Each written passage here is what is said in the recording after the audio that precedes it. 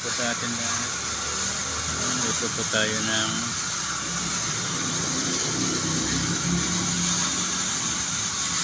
halaan.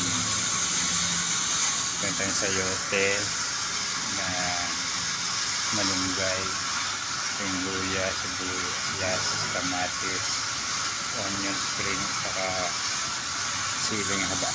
Igisa na natin yung luya. Sunod na natin yung sibuyas, kamatis. Lagay natin yung ating halaan.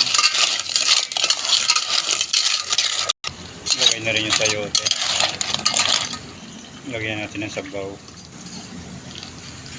Lagay natin yung malunggay.